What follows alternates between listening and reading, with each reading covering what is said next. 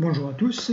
Alors aujourd'hui dans cette vidéo je souhaite aborder la question du sexe en rapport particulièrement avec le genre et donc plus particulièrement tout ce qu'on va appeler l'idéologie du genre.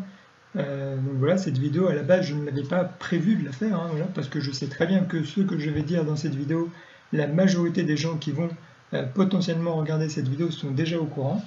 Voilà, et tant mieux, j'ai envie de dire, parce que ce que je dis est une évidence pour la majorité des personnes, tout simplement.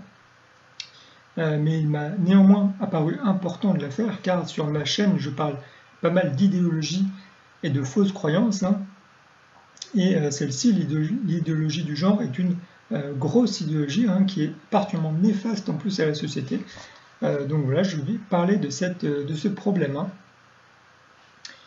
Donc ici, je parle bien sûr de l'idéologie du genre moderne et de toute la soi-disant éducation sexuelle que la société moderne souhaite inculquer aux jeunes générations d'aujourd'hui, jeunes générations qui sont donc les plus vulnérables et les plus manipulables. Voilà, c'est les personnes qui n'ont pas encore d'ancrage intellectuel, d'ancrage mental et qui sont donc dépendantes de leur entourage, de ce qu'on va leur dire autour d'eux, etc.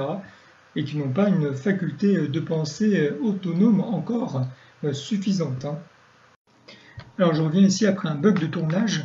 Je disais que tout simplement, moi dans cette vidéo, je comptais remettre de l'ordre dans le chaos, dans tout ce désordre qui a été créé donc par cette idéologie du genre, et donc par toutes ces idéologies sociétales qui sont dans notre société.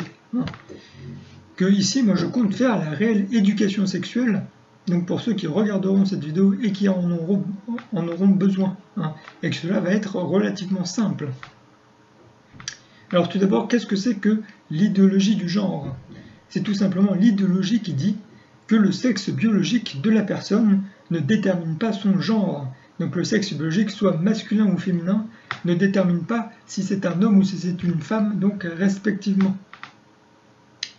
C'est donc notamment une idéologie qui a rajouté donc des genres fictifs qui n'existent pas dans la réalité, afin de justifier cette idéologie, afin de justifier cette croyance, cette manière de penser. Donc genre que sont donc tout ce qu'on va appeler donc les transsexuels ou les transgenres. Cela donc n'existe pas dans la réalité, et il est purement mental, cela n'a aucune base matérielle et réelle, comme je vais le montrer donc dans cette vidéo. Mais par pure idéologie, parce qu'il y a des personnes, donc, si je puis dire, donc, mal intentionnées, qui souhaitent donc pousser les enfants à se perdre et donc indirectement donc, à détruire la société. Ils vont pousser ces personnes qui sont donc perdues un petit peu et vont les pousser par exemple à prendre des traitements hormonaux afin de changer tout leur équilibre hormonal et de tendre en quelque sorte un petit peu vers l'équilibre hormonal opposé qui est caractéristique de l'autre sexe et de l'autre genre donc. Ou vont les pousser par exemple à faire de la chirurgie afin de changer leur sexe par exemple, mais cela n'est absolument pas possible matériellement. Ou faire de la chirurgie pour changer tout autre aspect de leur personnalité qui fait que ce sont soit des hommes, soit des femmes. Et donc si vous regardez cette vidéo et que vous êtes particulièrement perdu, vous avez été perdu donc par certaines personnes qui vous a induit en erreur, j'ai envie de dire, retenez simplement ceci.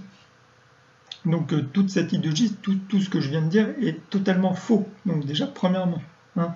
Deuxièmement, donc, votre sexe biologique détermine votre genre. C'est-à-dire que si vous êtes donc de sexe masculin, vous êtes un homme. Et si vous êtes de sexe féminin, vous êtes une femme. Et un point, c'est tout. Ce n'est pas plus compliqué que ça en réalité. Et donc, troisièmement, donc, ne changez pas votre équilibre hormonal ni votre sexe par pure idéologie. Une idéologie extérieure qu'on vous aura inculquée ou simplement parce que vous vous sentez mal dans votre peau ou dans votre corps. Ça, ce sont des choses que vous allez pouvoir arranger avec le temps, avec les années, etc.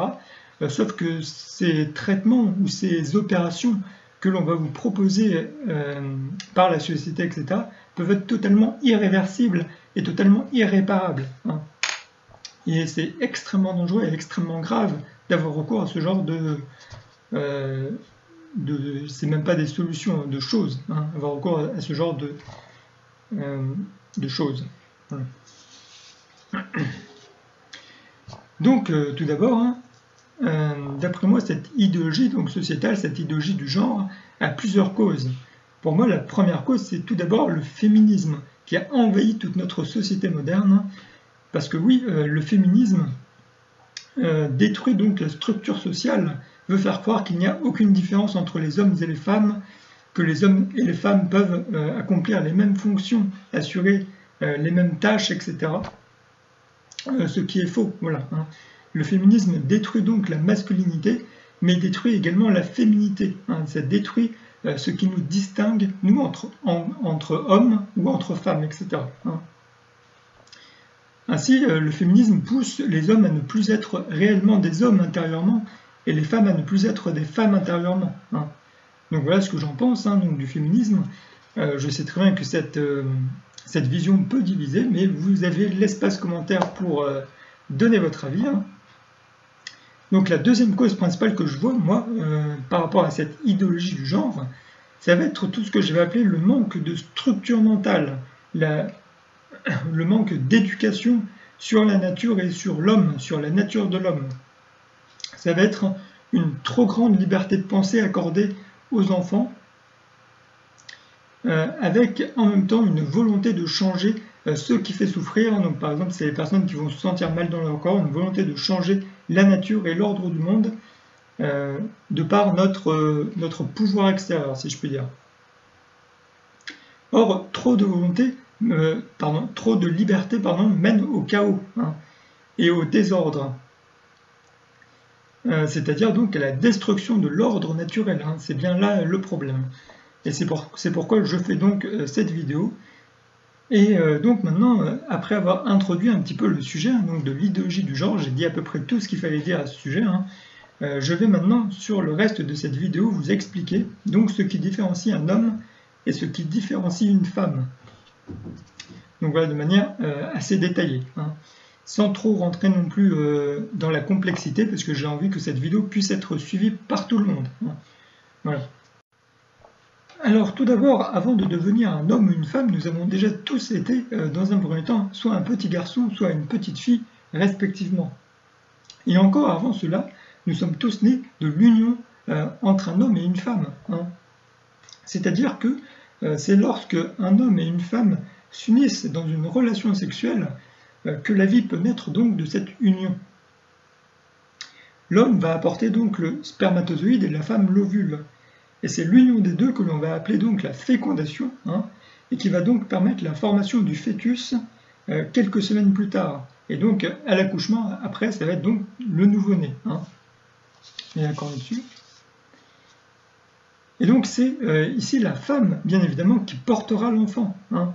De manière imagée, on peut dire que l'homme apporte la graine et que la femme, c'est la femme qui va la faire germer, la faire pousser. C'est donc la femme qui est enceinte, c'est la femme qui crée la vie et qui engendre la vie à l'intérieur de son corps. Hein. Et ce n'est pas l'homme, c'est comme ça et c'est pas autrement, hein, dans la nature. Et donc la première différence qui va exister entre un homme et une femme va intervenir dès notre conception, dès cette fécondation dont j'ai parlé, c'est-à-dire dès le début. Hein. Cela va être fonction de notre ADN à tous.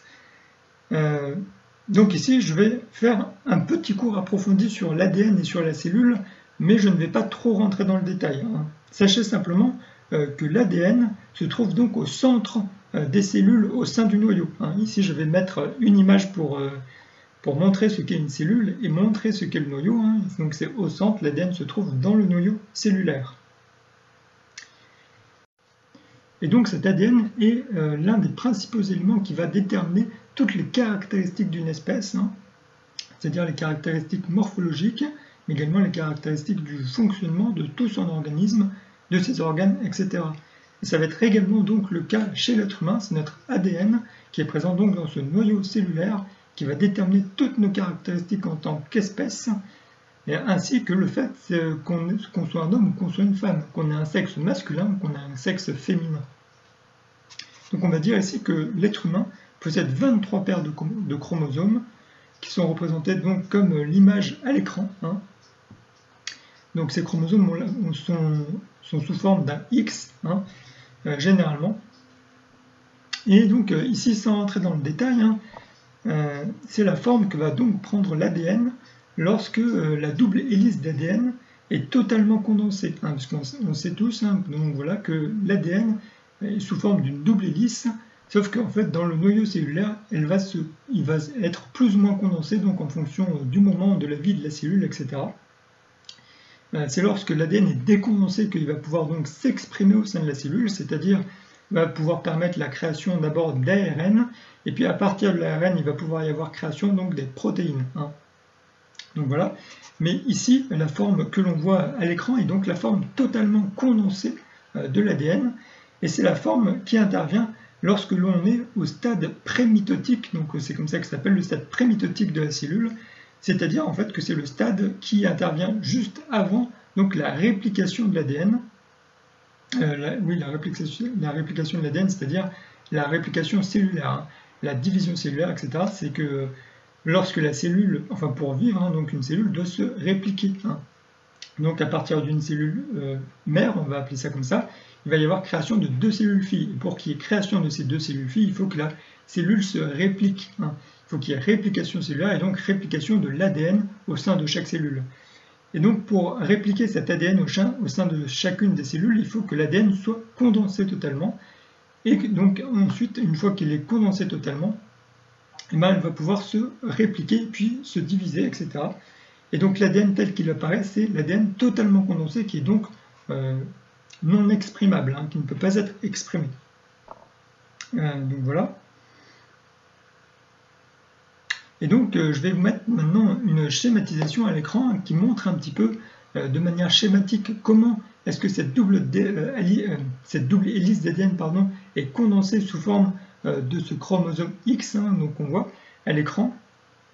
Et donc cette condensation est principalement permise donc à des protéines qu'on va appeler les histones. Hein, donc voilà, la double hélice d'ADN va s'enrouler en quelque sorte autour de ces histones et va donc permettre ainsi de se condenser. Hein, voilà.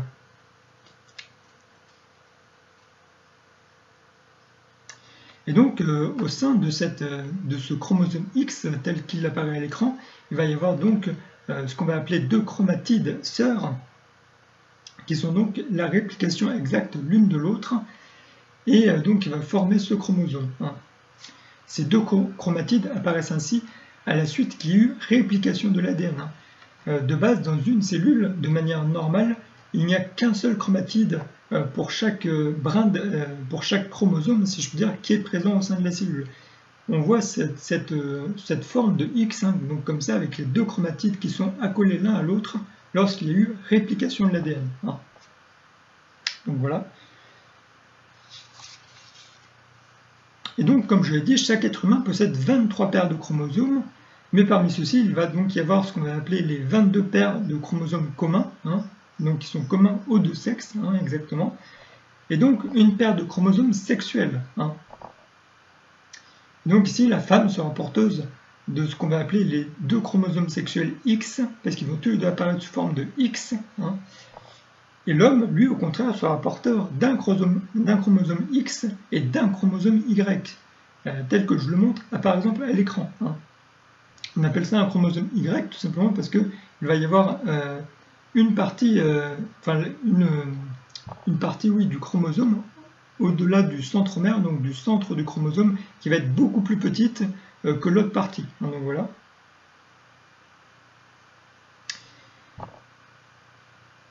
Et donc ici, lorsque l'on va adresser un cariotype, c'est-à-dire l'ensemble des chromosomes d'une personne, on peut le voir donc par les images que je vais montrer à l'écran, encore une fois. Ici, dans le karyotype d'une femme, on va avoir 2X en chromosome sexuel, hein, donc le chromosome il y a écrit 23, donc 2X en chromosome sexuel. Et au contraire, dans le karyotype d'un homme, on va retrouver un X et un Y dans les chromosomes sexuels. Donc voilà. Et donc la deuxième différence qui va intervenir donc dans le développement d'un homme et d'une femme, eh bien, ça va être évidemment donc dans le développement divergent qui va intervenir lors de la conception, c'est-à-dire lors du fœtus, lorsque le bébé est dans le ventre de la mère encore, enfin lorsqu'il est encore dans le ventre de la mère. Et donc ici, j'ai parlé du fait que l'homme a un chromosome qui est différent par rapport à celui de la femme, parce que la femme, elle va avoir 2 X, alors que l'homme, il va avoir un seul X et un Y en plus. C'est-à-dire en fait que l'homme va avoir des gènes supplémentaires, hein, c'est-à-dire que la femme n'a pas. Et ici, le principal gène qui va être donc présent sur le chromosome Y chez l'homme et qui va nous intéresser ici pour la différenciation divergente des deux sexes, hein, ça va être le gène qu'on va appeler le gène SRY, qui est donc présent sur le chromosome Y. Et c'est donc le gène qui va permettre la différenciation du fœtus en un fœtus mâle. C'est à partir de la 7e semaine de gestation que cela intervient, hein. Et donc ce gène va permettre la différenciation des cellules génitales primitives, hein, donc en spermatogonie.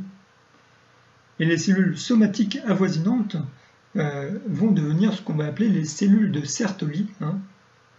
Et à partir de la 8e semaine de gestation vont également apparaître ce qu'on va appeler les cellules de Leydig, hein, au sein du mésenchyme, c'est-à-dire donc à proximité des deux structures précédentes dont j'ai parlé. Et le tout, hein, donc ces 3 éléments, vont former à terme le testicule, donc chez l'homme.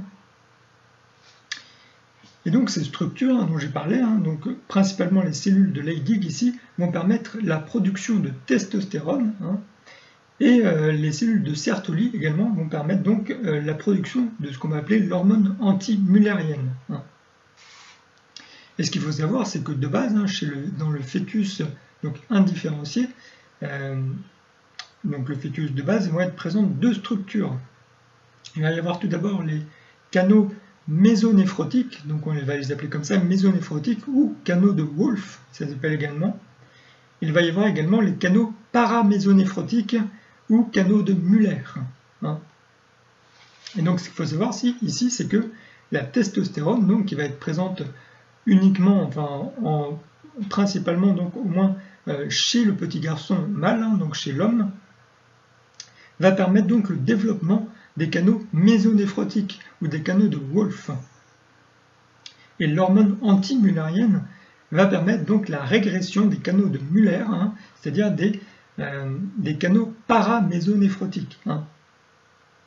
Et c'est pourquoi ces 2 hormones, donc principalement, vont permettre donc le développement masculin donc du fœtus, hein, parce que les canaux donc mésonéphrotiques ou canaux de Wolff vont permettre la formation donc de toutes les structures sexuelles, si je puis dire, internes et externes du petit garçon, et inversement les canaux paramésonéphrotiques vont permettre donc le développement de toutes les structures internes et externes sexuelles donc chez la petite fille, hein, donc chez la femme. Ici la testostérone va également intervenir dans la différenciation différente donc du cerveau, donc au 3e mois chez le fœtus masculin, mais je ne vais pas aborder cette question ici, hein. Et donc en l'absence de ces hormones, donc la testostérone est l'hormone anti-mullérienne, hein, dans le fœtus femelle, de manière tout à fait naturelle et normale, les canaux mésonéphrotiques vont dégénérer, vont régresser, hein, au profit donc des canaux paramésonéphrotiques qui vont se développer, hein. Les cellules génitales, cette fois-ci, se développeront donc en cellules folliculaires, donc à partir de la 9e semaine. Et donc le tout, sans rentrer dans le détail ici dans cette vidéo, ce n'est pas le but, cela va former donc à terme les ovaires et donc les futurs ovules, hein. Et donc tout cela va donner, comme je l'ai dit, hein, donc, un développement féminin du fœtus, cette fois-ci, en l'absence de ces hormones, énoncées précédemment, hein.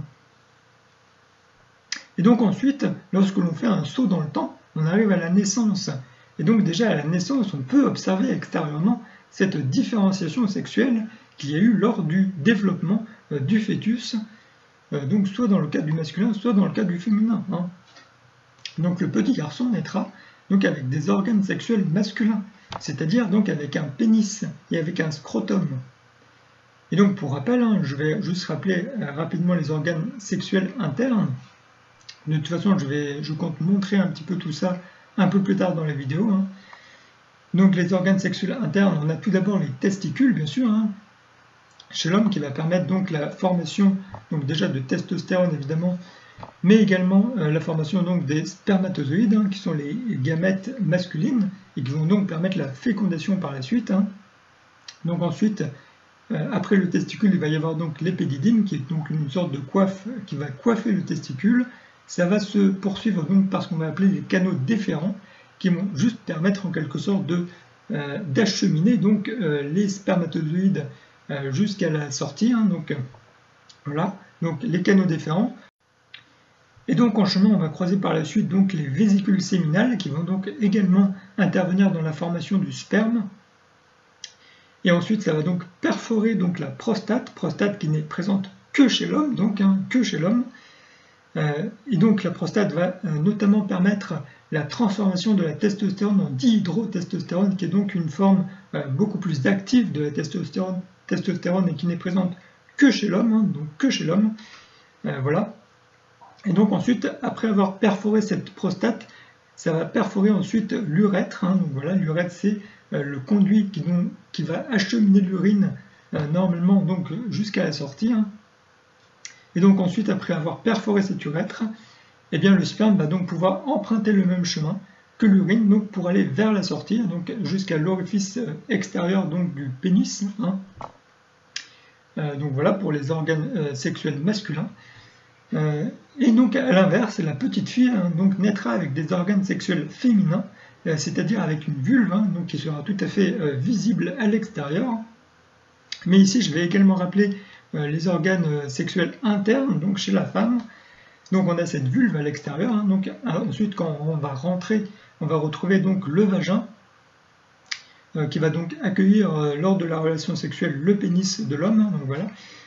Donc ensuite, après le vagin, on va voir ce qu'on va appeler le col de l'utérus, qui est donc l'orifice extérieur, si je puis dire, enfin c'est la séparation entre le vagin et l'utérus. Donc voilà, c'est l'orifice extérieur de l'utérus. Donc ensuite, après ce vagin, on va donc retrouver l'utérus. Après l'utérus, de chaque côté, il va y avoir donc ce qu'on va appeler les trompes de Fallope, qui vont donc aller donc jusqu'aux ovaires. Et c'est donc ces trompes de Fallope qui vont permettre la captation des ovules qui vont être produites par ces ovaires afin que ça puisse donc rentrer dans l'utérus comme tout processus normal. Donc voilà. Et ici, donc, lorsqu'il y aura fécondation, cet ovule va donc se nicher, si je puis dire, donc, dans la muqueuse de l'utérus, et c'est donc ici qu'il va pouvoir donc y avoir du développement du fœtus, tout simplement. Donc la troisième différence entre un homme et une femme va intervenir lors de la puberté, bien sûr. Donc chez l'adolescent homme, il va y avoir une plus grande production de testostérone, car donc bien sûr les testicules vont maturer, vont grandir et vont produire une plus grande quantité à ce moment-là de testostérone. Et cette testostérone, comme je l'ai dit, va être convertie donc en partie donc en dihydrotestostérone par la prostate. Et c'est donc cela qui va développer toutes les caractéristiques masculines donc à la puberté.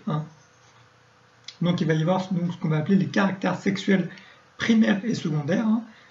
Donc les caractères sexuels primaires, tout d'abord, ce sera donc tout ce qui se passera donc au niveau des organes sexuels à proprement dit. C'est-à-dire donc bien sûr on va avoir, comme je l'ai dit, un développement des testicules. Il va y avoir la production du sperme qui va débuter également. Il va y avoir un allongement du pénis et l'apparition de poils pubiens. Et donc comme caractère sexuel secondaire chez l'homme, il va y avoir un développement de la masse musculaire et un développement osseux favorisé. Également un développement des poils sur le torse, sur les bras et sur les jambes, au niveau de la barbe et de la moustache, qui va être présente particulièrement chez l'homme. Chez la femme, ici, les ovaires vont donc se développer également, ce qui va entraîner également une production d'hormones. Donc ici, les hormones féminines, ça va donc être les œstrogènes, premièrement, mais également la progestérone. Il y a deux hormones principales chez les femmes qui sont produites donc par les ovaires. Et donc ici, on va également avoir les caractères sexuels primaires et les caractères sexuels secondaires.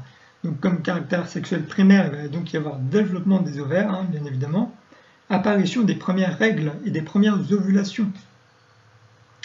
Donc les règles ici, hein, tout le monde doit le savoir, ça va être bien sûr la desquamation cyclique de l'endomètre. L'endomètre, c'est la muqueuse utérine. Hein. Et donc en caractère sexuel primaire, il va également y avoir apparition de poils pubiens. Hein. Et donc, pour les caractères sexuels secondaires chez la femme, on va avoir un développement moindre de la pilosité sur les bras, les jambes et le visage, bien évidemment, beaucoup moins que chez l'homme. Mais il va y avoir donc surtout le développement des seins et de la poitrine chez la femme. Il va y avoir également des modifications physiologiques au niveau des hanches, des fesses et de la taille. Hein. Au niveau de la structure, si je puis dire, osseuse, au niveau des angles, etc., dans la structure osseuse. Voilà. Et donc, pour décrire le développement des seins et de la poitrine, particulièrement chez la femme, au niveau, à la puberté, il y a donc ce qu'on appelle notamment les stades de Tanner. Hein. Donc, Tanner, c'est quelqu'un qui a décrit donc ce développement chez la femme, chez l'adolescente. Hein. Voilà. Et donc, ces stades de Tanner, je les fais apparaître à l'écran. Il y a donc 5 étapes de développement pour l'apparition de cette poitrine chez la femme. Donc voilà, je vous laisse mettre pause si vous voulez voir le détail du développement. Hein, donc voilà. Et donc ici, en guise de 4e point, je vais décrire un peu anatomiquement donc, toutes les différences entre les hommes et les femmes. Hein, parce que ici, j'ai donc un atlas d'anatomie. Donc voilà. Et je vais un petit peu le décrire un petit peu avec vous au niveau de certaines planches. Et donc tout d'abord ici le torse d'un homme, hein, donc voilà, où les poils ne sont pas représentés donc, sur cette représentation, sur ce schéma. Donc ensuite, après, quand on tourne la page, ici, on va retrouver donc la représentation d'une poitrine, donc voilà, chez la femme. Hein. Ici, on va avoir la représentation du sein, pardon. Donc voilà, ici avec donc les canaux lactifères, hein, donc voilà, ici avec les glandes donc, qui vont permettre la production du lait lorsque la femme va accoucher, hein, en quelque sorte. Et donc ici, toutes les cellules graisseuses qui sont présentes aussi au niveau du sein. Et donc ici, je commence par montrer un petit peu l'organe sexuel féminin, donc ici au niveau de la vulve, hein, à l'extérieur, donc c'est la vision externe des organes sexuels féminins. Ici, on va retrouver donc ce qu'on va appeler les grandes lèvres, à l'intérieur les petites lèvres. Ensuite, ici, il y a l'orifice de sortie du vagin. Hein. Juste devant, ici, on va retrouver donc l'orifice urétral qui va donc permettre la miction chez la femme. Donc voilà. Juste au-dessus, ici, on retrouve le gland du clitoris. Hein, donc voilà. Et ici, donc, avec les poils pubiens, etc. L'anus qui est très proche chez la femme des organes sexuels. Hein, donc voilà. Ensuite, ici sur le coin, on voit un petit peu comment est-ce que c'est représenté au niveau de la femme. Donc ici, on retrouve le rectum. Le rectum, c'est ce qui va permettre donc, c'est l'un des éléments de l'intestin, donc voilà, de l'intestin, du tube digestif, qui va être la sortie ensuite par l'anus de la défécation. Donc voilà. Ici, on retrouve donc l'utérus avec le vagin et qui va sortir donc ici à la sortie au niveau de la vulve, et ici donc la vessie qui sort par l'urètre. Donc voilà. Ici donc, quand on tourne la page, on retrouve donc ce dont je parlais, hein, donc ici l'utérus, donc voilà, qui a un petit peu une forme de triangle vers le bas. Hein. Donc ici avec le col de l'utérus, ici en dessous c'est le vagin. Et ici, ce qui est représenté donc de ce côté, hein, ça va être donc ce que j'ai appelé les trompes de Fallope. C'est pas moi qui les ai appelées, mais elles s'appellent les trompes de Fallope.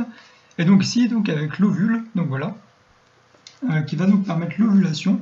Et l'ovule va être donc capté par la trompe de Fallope pour qu'il puisse aller se loger dans l'utérus. Hein, donc voilà. Ici, on voit l'utérus donc qui n'est pas ouvert comme ici, hein, avec les 2 trompes de Fallope de chaque côté, avec les 2 ovules. Hein. Ensuite, quand on tourne la page, donc c'est plus représenté ici au niveau du vagin. Donc ici, on a donc la vision coupée, si je puis dire, donc de la vulve ici. Hein. Et ici, donc, c'est la sortie du vagin. ici avec le vagin, ici donc avec l'utérus, les trompes, etc., les ovaires, donc comme montré précédemment. Hein. Donc ici on tourne, ici c'est une représentation de la vessie. Hein. Donc ici c'est une coupe transversale donc de la vessie. Hein. Ici en haut ça va être donc la coupe qu'on va observer chez la femme, où on observe uniquement donc la vessie avec l'urètre qui sort donc à l'extérieur par l'orifice urétral. Hein. Et ici la représentation en bas, ici donc c'est la représentation chez l'homme. On retrouve donc également la vessie avec l'urètre. Et ici on voit donc bien que l'urètre est encore à l'intérieur du pénis. Hein. Donc ici c'est les structures du pénis qu'on voit ici. Et également ici autour donc de l'urètre, ce qu'on observe, ça va être donc la prostate qui est donc absente chez la femme. Hein. Donc voilà.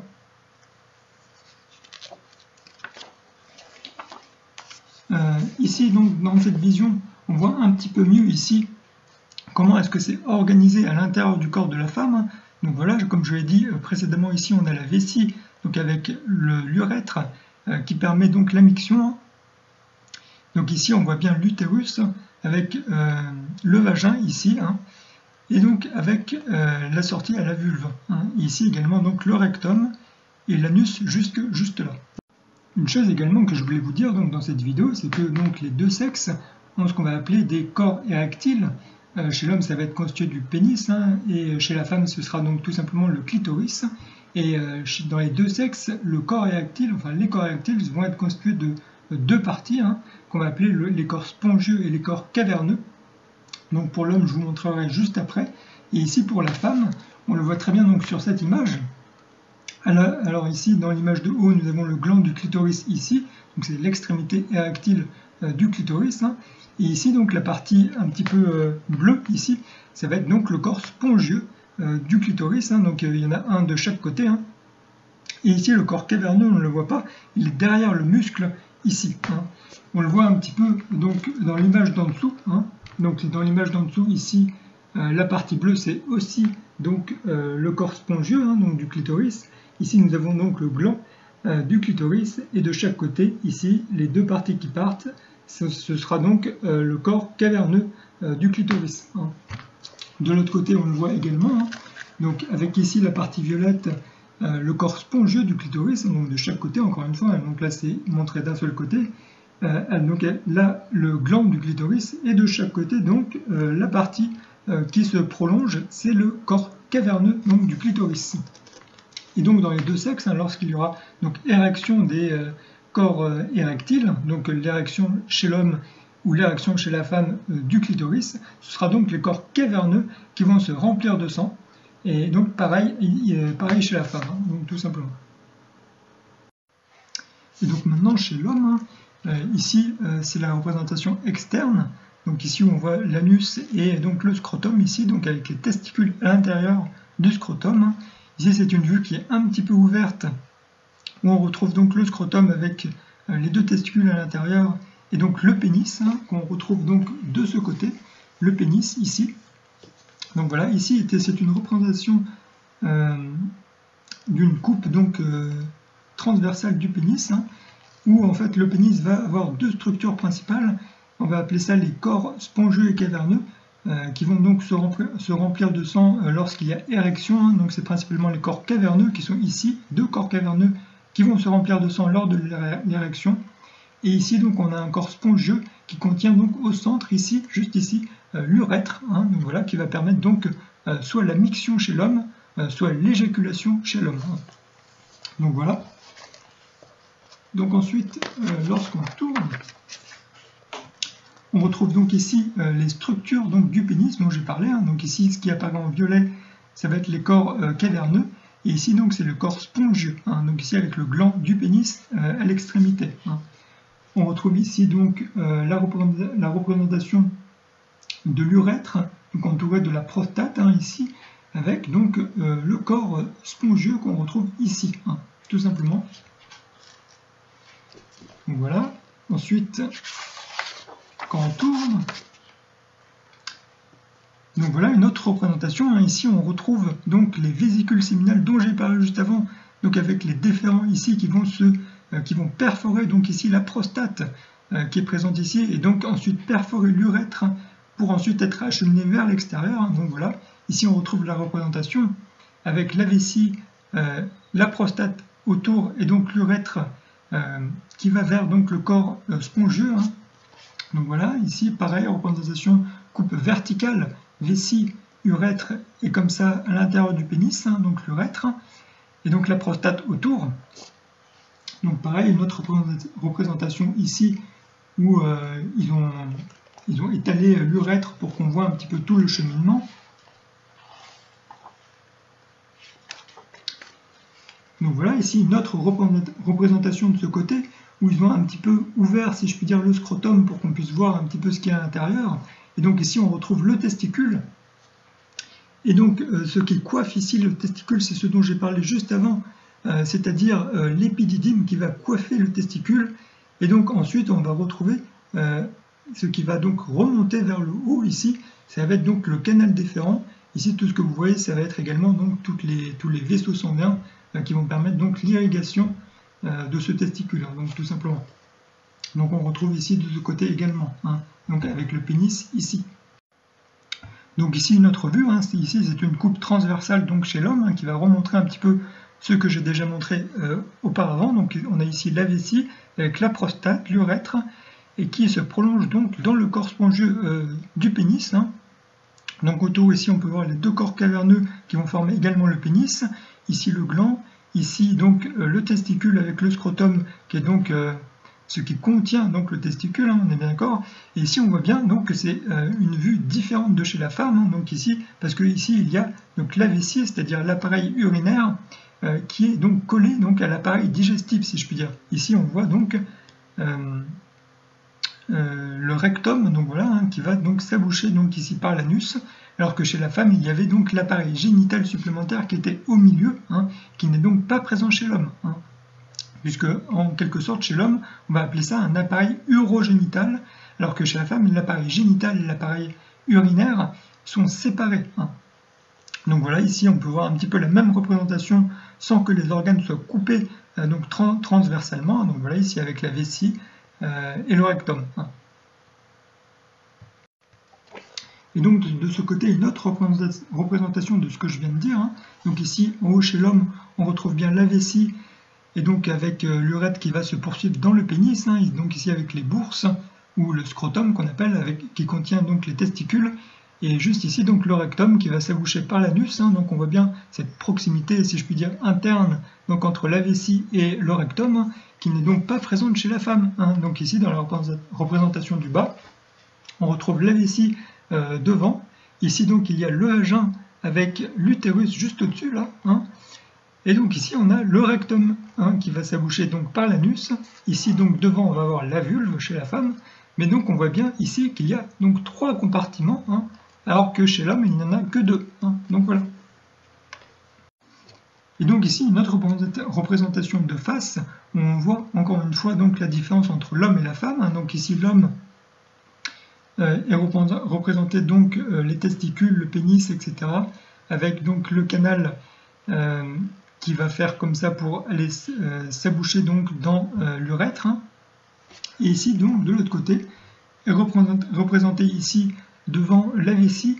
Ici on a donc l'utérus donc qui est un petit peu décollé de la vessie donc par cette pince ici, et derrière donc on a l'appareil digestif. Donc voilà. Ici une représentation de l'os du bassin, donc chez les deux sexes, donc chez l'homme et chez la femme.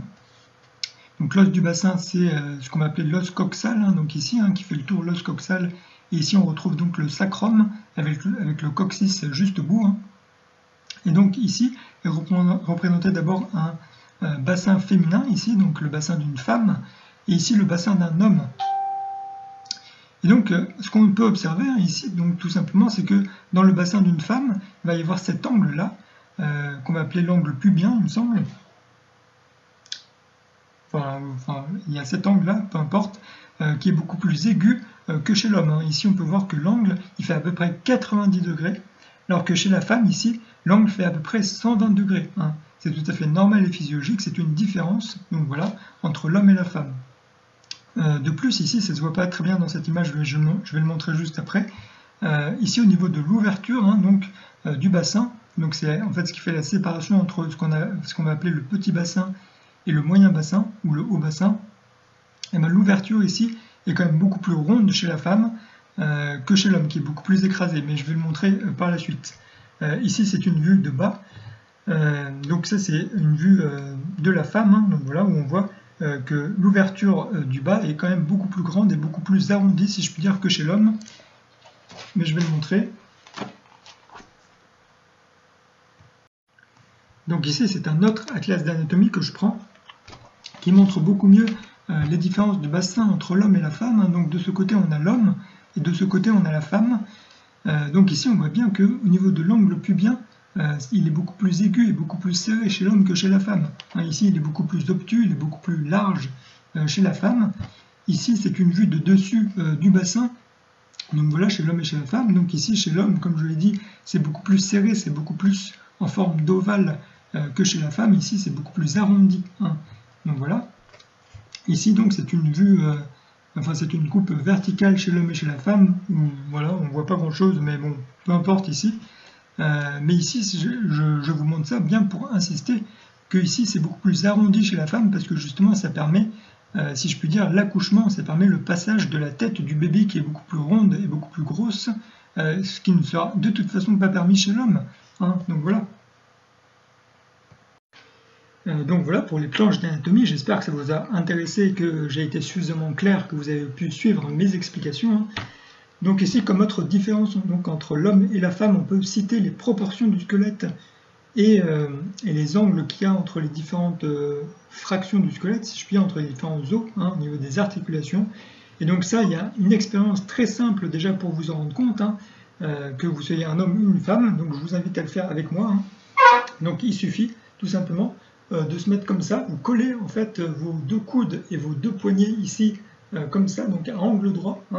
Et donc ensuite, ce que vous allez faire, c'est tout simplement étendre, si je puis dire, votre bras, faire une extension de coude, voilà, c'est comme ça qu'on dit. Donc vous faites comme ça. Et donc chez l'homme, vous voyez, il y a un espace entre les deux coudes. On ne peut pas faire toucher les deux coudes, parce que tout simplement notre l'alignement, si je puis dire, de notre bras ne permet pas que nos deux coudes se touchent lorsqu'on est en extension totale de coude, ce qui n'est pas du tout le cas chez la femme. Donc si vous êtes une femme, vous pouvez le faire, et si vous êtes une femme, vous pouvez très bien faire une extension de coude totale et garder les deux coudes collés. Donc voilà, c'est une preuve manifeste, donc voilà, qu'il y a une différence de structure donc chez l'homme et chez la femme, en plus de la différence du bassin, de l'os du bassin que j'ai montré auparavant. Donc voilà, ça c'est deux exemples. Après on peut en citer d'autres, il en existe d'autres probablement. Moi, ce que j'ai personnellement observé en regardant tout simplement les hommes et les femmes, c'est que généralement lorsque l'on observe donc tout simplement une femme, eh bien la longueur, si je puis dire, entre ses pieds et sa taille, si je puis dire, est généralement plus grande que la longueur de son buste, ce qui n'est pas le cas chez l'homme. Chez l'homme, généralement, le buste et les jambes sont relativement à peu près de la même taille. Donc voilà, ça c'est quelque chose que tout le monde peut observer quotidiennement. Donc voilà.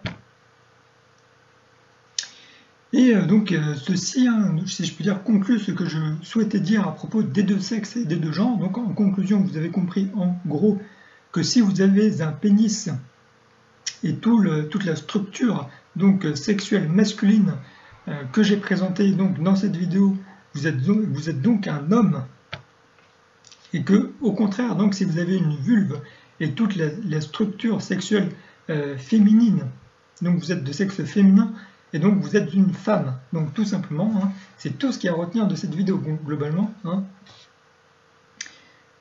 Ici, bien sûr, je n'ai pas du tout abordé donc les différences qui peuvent exister au niveau comportemental, au niveau voilà, de ce que vous pouvez ressentir à l'intérieur de vous, tout ce qui va être interne à vous, si je puis dire. Ces différences peuvent en partie peut-être être liées donc à la différence de sexe, mais de toute façon il va y avoir beaucoup d'autres éléments qui vont intervenir donc dans cette différence, donc notamment beaucoup de différences culturelles, mais également beaucoup de différences du vécu personnel de chaque personne. Donc voilà, le vécu passé, tous les traumatismes d'enfance que l'on a pu vivre chacun de notre côté, etc. Donc ça c'est quelque chose qui est très individuel. Il va y avoir également donc tout ce qui va concerner l'astrologie. Je vous recommande donc de vous intéresser donc à l'astrologie si c'est quelque chose qui vous intéresse. Donc c'est une méthode qui va permettre donc de décrire en quelque sorte tout le comportement et tout ce qui va vous constituer, car voilà, grâce à la date de naissance, au lieu de naissance et à l'heure de naissance, vous pouvez déjà connaître beaucoup de choses qui vous caractérisent, si je puis dire, grâce à votre signe astrologique et toutes les autres planètes qui font partie donc de votre thème astral ou votre thème de naissance. Donc de plus, il existe tout ce qui va concerner les polarités énergétiques cette fois, qui sont en nous, qui sont donc le masculin et le féminin. Donc ici je parle donc des polarités énergétiques, c'est-à-dire que nous avons tous, que nous soyons un homme ou une femme, les deux polarités énergétiques en nous, donc le masculin et le féminin. Donc quel que soit notre sexe. Mais l'un des deux va être de toute façon prédominant par rapport à l'autre. Il y a donc des hommes masculins, mais il peut également exister des hommes qui sont plus féminins, donc dans la polarité, et inversement, il va exister des femmes qui vont être féminines, donc voilà, mais des femmes qui vont être plus masculines dans la polarité. Cela ne pose aucun problème, cela est totalement normal, donc voilà, mais cela ne détermine pas si vous avez un genre ou un sexe différent. Votre genre et votre sexe est prédéterminé à la naissance, c'est comme ça, voilà. Mais ici, je vais vous mettre donc ma playlist qui parle donc un petit peu de ces deux polarités énergétiques que sont le masculin et le féminin. Donc ma playlist Flamme Jumelle, donc voilà. Et je rappelle donc ici en cette fin de vidéo que je suis également thérapeute en biorésonance multidimensionnelle, que c'est une technique qui me permet de vous accompagner dans votre régénération, dans votre cheminement de santé, etc. Et donc si c'est quelque chose qui vous intéresse, je vous invite donc à visionner cette autre playlist ici, donc à propos de la biorésonance multidimensionnelle.